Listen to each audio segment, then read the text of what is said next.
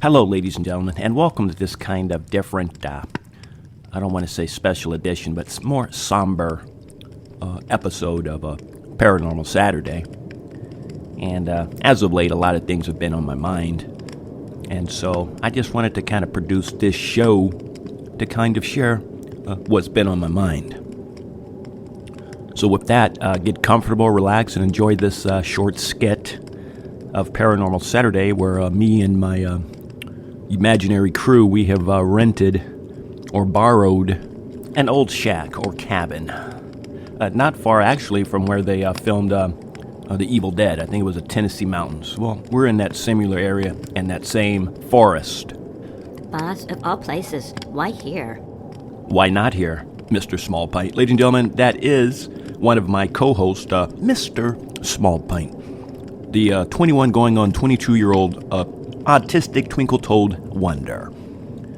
But like I was saying, Smallpint, why not here? I needed a place that was out of the way, a place that provided some seclusion. Okay, boss, whatever. I just hope the trees don't come to life, like in the movie The Evil Dead.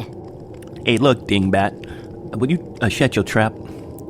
Okay, that was a movie. Trees do not, vines do not come alive and all that kind of stuff. Anyways, as usual, they throw me off course. Look at here, folks, ladies and gentlemen. What I'm trying to tell Mr. Smallpint and Mr. Big Stuff, if he would stop eating over there, eating all the food. Hey, boss, you got some more honey buns and ho-ho cakes, boss? I'm hungry. This trip up here made me mighty hungry, boss. Boss, why do we have to bring Mr. Big Staff? They're eating up all of our food. Anyways, put a lid on it. Now, look at here, folks. Golly. Anyways, folks, like I was saying, I don't fear the woods. I don't fear the dark. I don't fear anything that's out here. What I fear is man. Man is what I fear.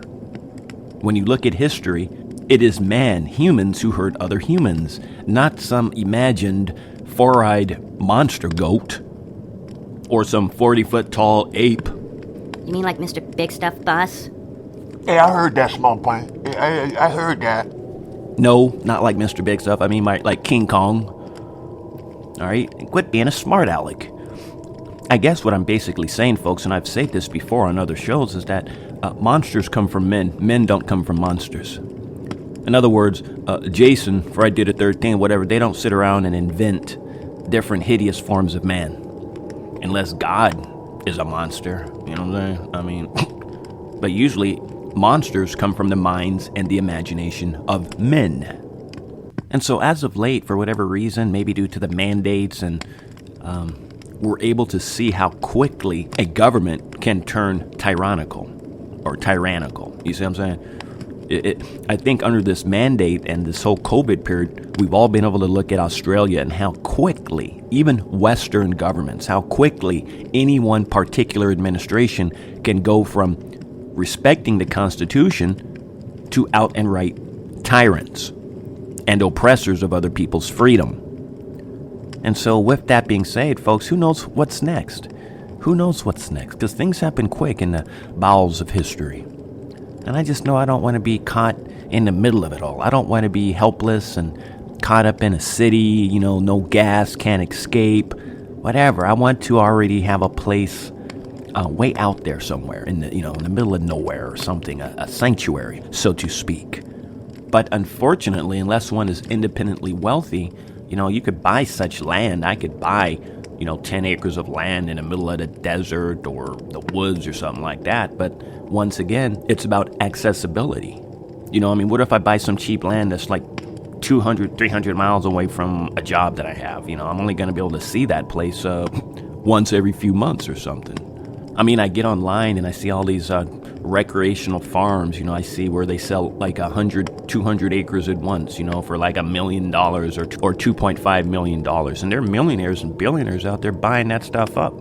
They don't even have to hesitate. Isn't that something? How money just kind of puts you years and years and decades ahead of the average Jane and Joe. I think you meant Jack and Jill. No, I did not mean Jack and Jill. I meant Jack and Diane. But anyways, when you have that kind of capital, you don't have to hesitate. You just get on the realtor website. Oh, I'd like to buy a farm or a ranch, 200 acres. Boom, here's the cash. It's yours. You move in. But when you're an average schmuck like myself and others, you can't do that. You may spend your whole life just trying to get one parcel of land in your name, let alone 100 acres out in the woods or something. And yeah, a lot of people could we could put our money together and make something like that happen, but people are just everyone's going their own direction. It's hard to kind of get people all thinking in the same direction. Everybody has their own plan, their own vision, their own whatever ideas. But unless people collectively put our resources together, then we're all going to always end up nipping at crumbs. Think about it, folks. We could literally buy our own territory, our own state. If 30, 40, 50 of us put some money down or whatever and bought like a 200-acre ranch or something, we wouldn't even bug each other. It'd be like our own country, man. Yeah, we'd have our own common area. We'd all have our own parcel of land. We wouldn't even have to see each other, but at least it'd be a place where we could afford to live and kind of, off the grid, on the grid, whatever, and I don't know, but like I said, it's hard to get people thinking like that. Everybody, whenever you bring up something like that, they always think commune or something, something scandalous, So what ends up happening instead is everybody continues on with our own little miserable lives, stuck in an apartment or some old home or in the city, around subways and gunfire and crime, and years go by and, you just get older and more tired, and then pretty soon, the dreams, we just let all of our dreams go and are just happy watching TV when we get home from work. Well, I don't want that to happen to me, folks. I don't want to end up like that. So I don't know. I don't know what I'm going to do, folks. It's a day-by-day thing with me. Sad thing is, I'll probably have to act alone first, But either way, I'm looking around.